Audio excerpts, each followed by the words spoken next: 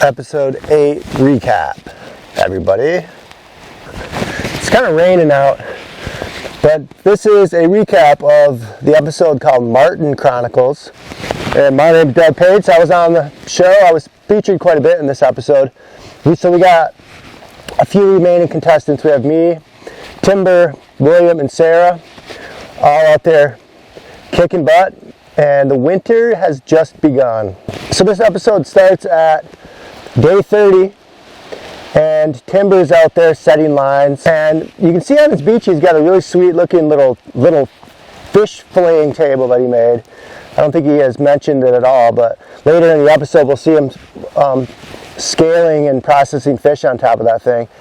And that's really smart, because a lot of my fish in the first days, I had some pine boughs that I'd put down and fillet fish on those, but the dirt, there was always going to be dirt on them until the snow comes. It's hard to just process fish out there, and I didn't want to do it up by my shelter because it's all, for obvious reasons, I didn't want to cut fish up by my shelter, and I wanted to be right by the water.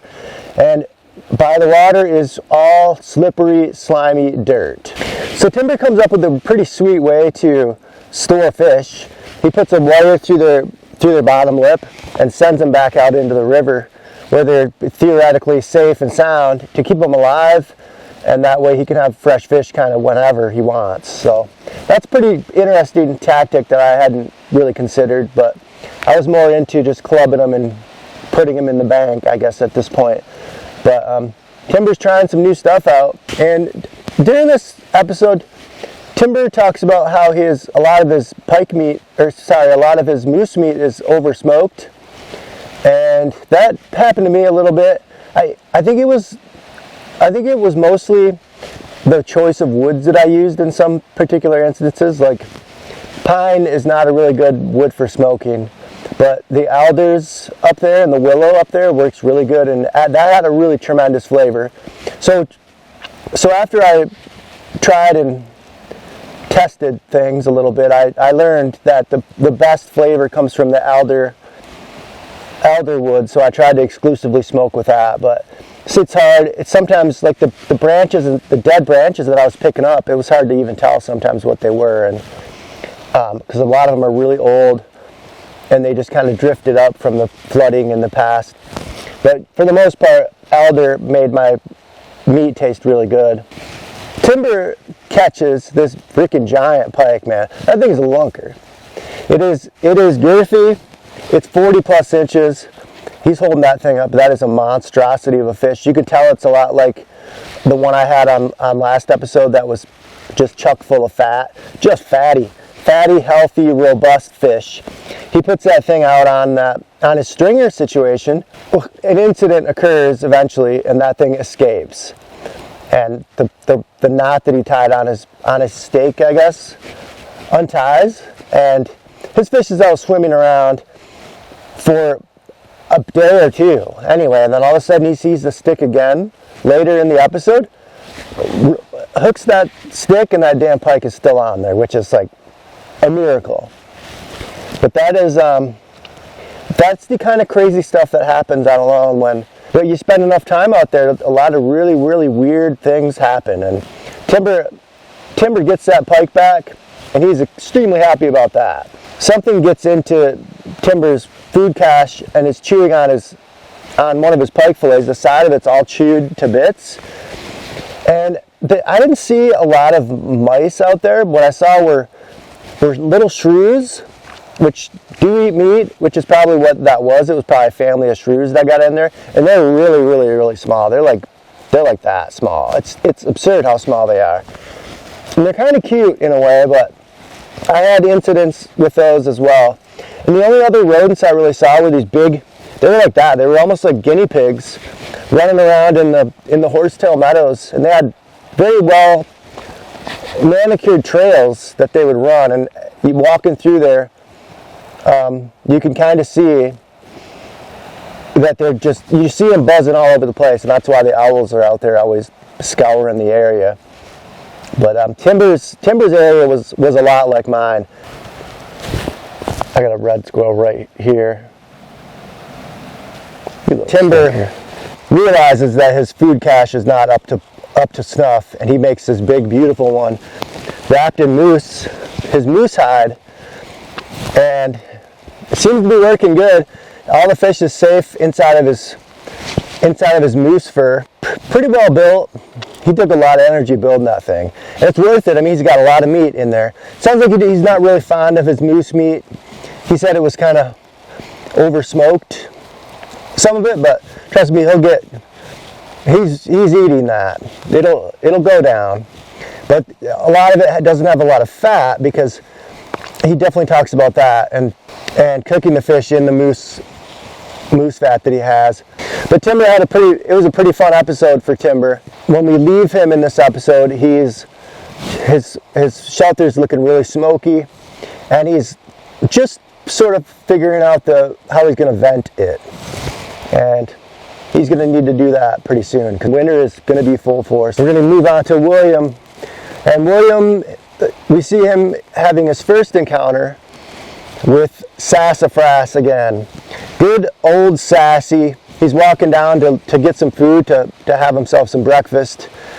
And he catches Sassy in the act of walking the tightrope down to his food stash and trying to help itself to his food. And it's Sassy's up there shaking and tearing holes in his little bag and whatnot. And he comes to realize that his food storage is not secure from that thing.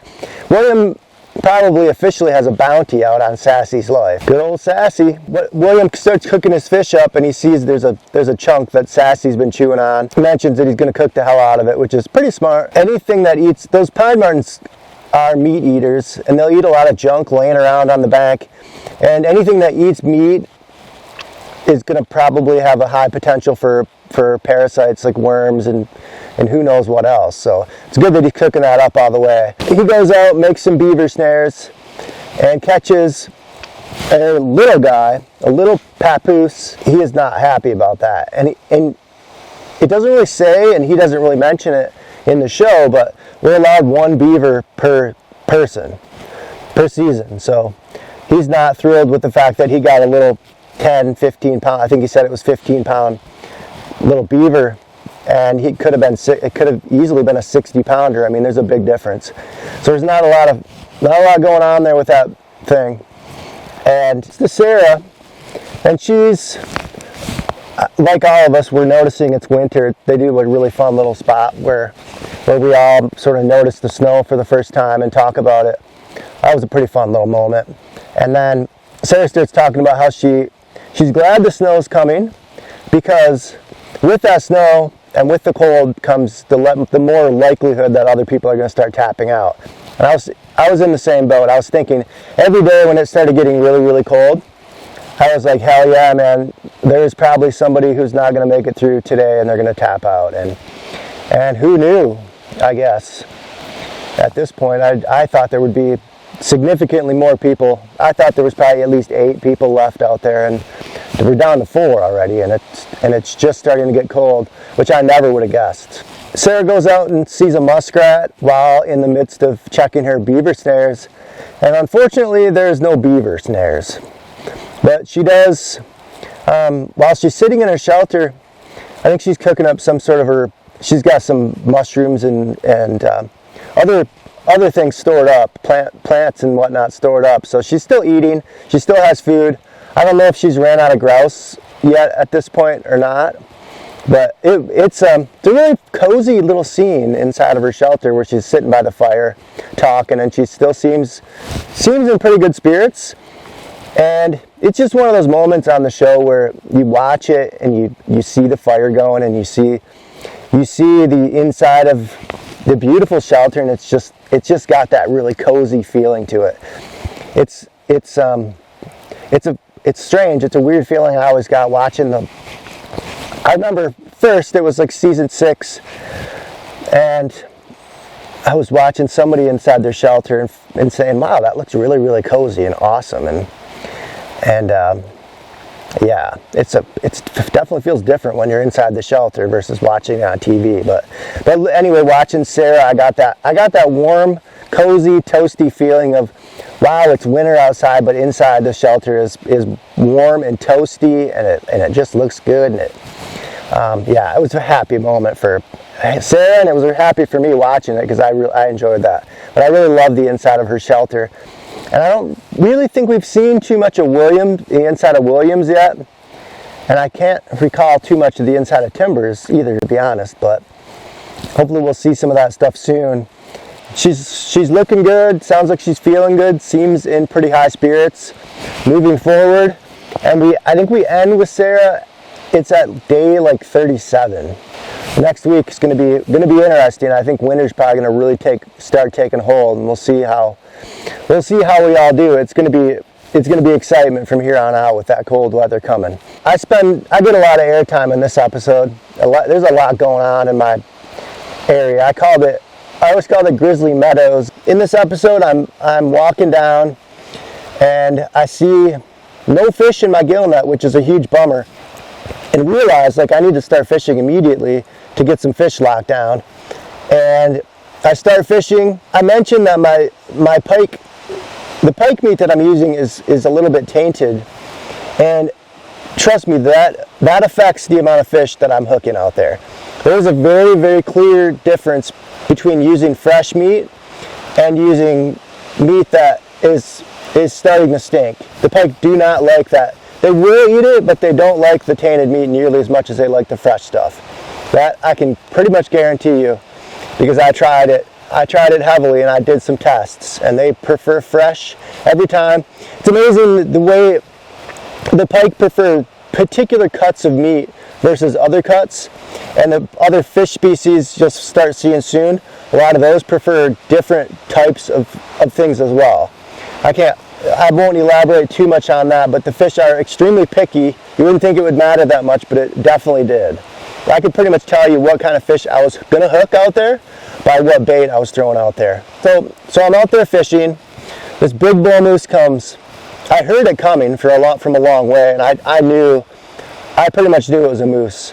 So I run over to my camera with my bow, and I film this big bull, and he's walking right on the other side of the river from me. It was like 50, 60 yardish range. Very, very easily makeable shot. I could hit that shot 9 out of 10 times, especially as tuned in as I was with my bow at that point. 9 out of 10 times I would make that shot, but the question becomes, is there going to be enough inertia to go into that moose and kill it from that distance? And I didn't know the answer to that question. But another thing was, to get that moose over to my side of the river would have been a huge feat. It would have taken, you saw how much energy in what it took out of Timber to get his moose handled and back to his shelter. Well, imagine having to build a raft before going across the river to get the animal. And with the amount of predators in the area, I know that there's bears running the shoreline almost every night. I know for a fact that there's wolves because I saw them like a few days prior to this episode. So me taking a pot shot at that moose and hoping that I get enough penetration would have been completely irresponsible. So it made it look like at one point I was thinking about shooting it, but I was never going to make that shot. I was just hoping like hell I could get it to come across the river to me, but it never did. It totally ignored me. I did some pretty good cow calling, and I did some bull moose. That's what a bull moose sounds like, and I can cut to actual audio of a bull moose doing that in front of me from a few years ago that I filmed in Idaho.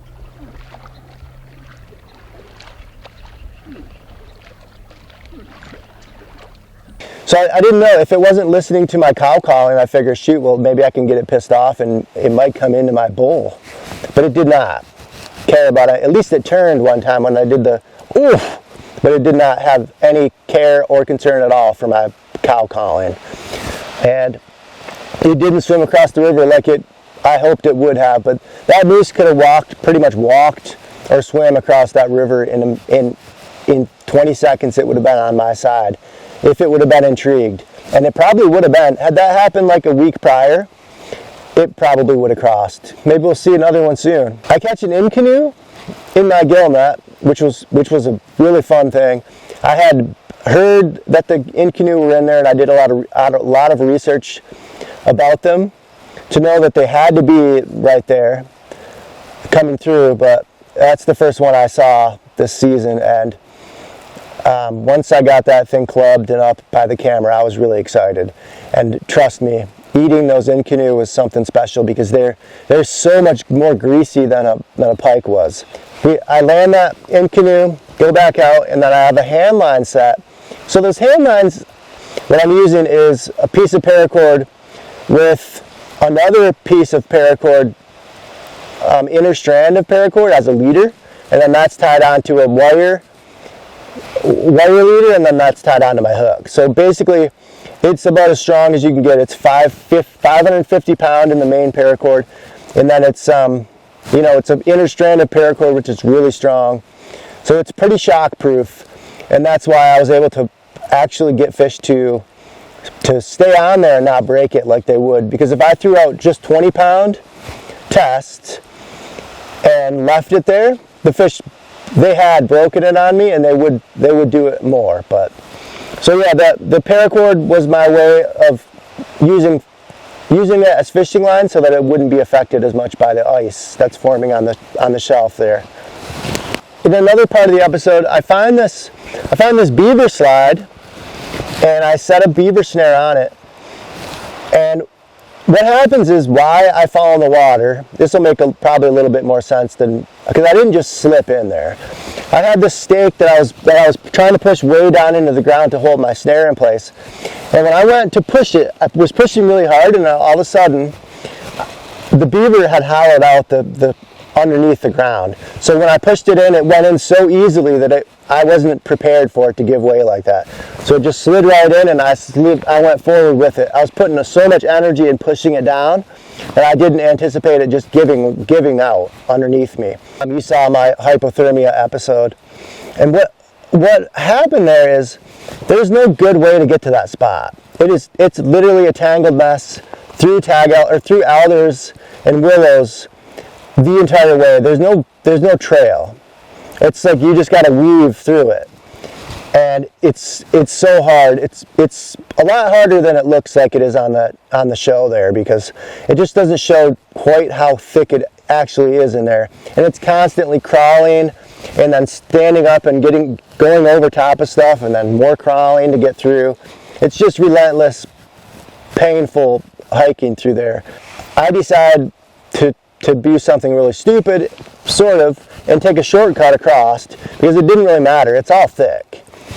So I figured, well, I might as well just try to get back the most straight way possible. But the problem is, when you get in a tangled mess like that, you start veering off course to go around an obstruction, and before you know it, you're veering in every direction, and you have no idea if you're going in a straight line or not. And eventually, we find out, not only am I already getting disoriented, and hypothermia is truly kicking in, but I end up literally walking in a circle right back to where I started, which is a terrible feeling, especially since I wasted, at this point, I probably wasted close to an hour already walking in one huge circle. But eventually I get out of there, get back to my shelter, get everything off, and it was a scary situation.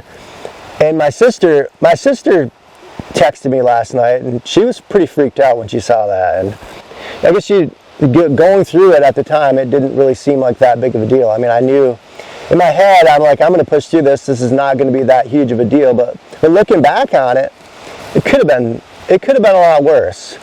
If I would have been further from my shelter, or if I would have been lost for a longer period of time, it was a life-threatening situation. There's no doubt about that. But overall, it was ended at a pretty high note for me. I have three fish, two big pike and an in canoe hanging up there, starting to really rack and stack fish, getting that stuff smoked, and doing pretty good out there. So hopefully I can keep that momentum going. I was happy with the way that episode ended, showing my 3 fish that I have hanging.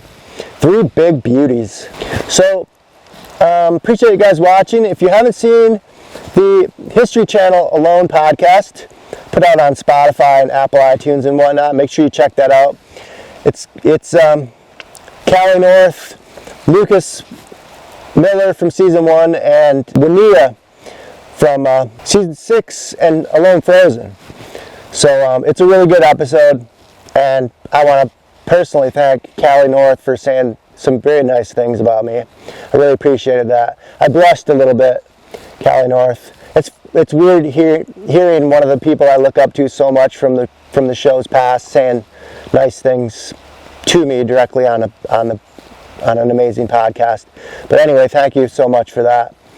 And be sure to check out Peter Albano has a YouTube, Dusty Blake has a YouTube, Tim McCleghorn has a YouTube, William Markham Jr. has a YouTube, and I obviously have a YouTube here.